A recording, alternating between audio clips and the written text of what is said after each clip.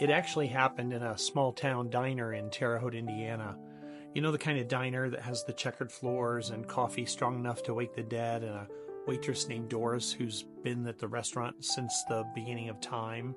I was grabbing dinner with my friend Dave, who's a fellow special agent, and the diner was packed. You see, a storm had knocked out the power to half the nearby restaurants, so the whole town funneled into this one particular diner. And Doris, she was running on fumes, and we could all tell.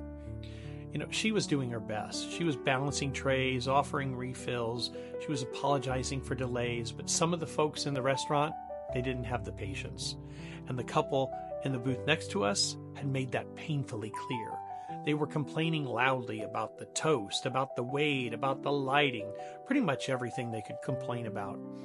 And Doris took it all with a smile, but when she had walked away from the table, you could see in her eyes she was about to break.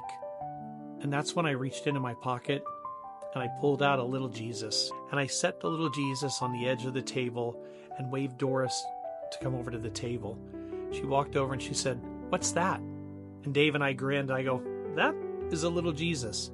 And he's been riding with me right here ever since I had my open heart surgery several years ago. And when people get loud, he stays gentle.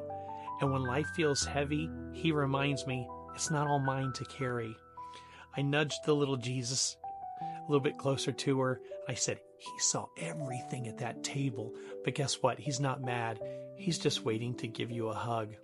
And Doris took a deep breath and smiled, like really smiled for the first time since we'd actually entered the restaurant. And then Dave and I handed her our check with a $50 bill as a tip.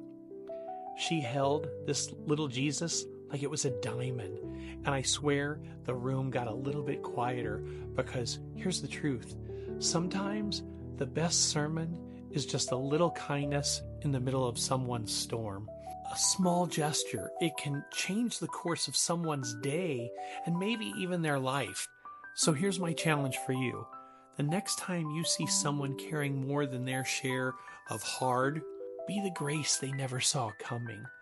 Now listen, if this spoke to you, let me know in the comments, because I would love to hear your story, and I would be honored if you followed me and liked and shared this post as well.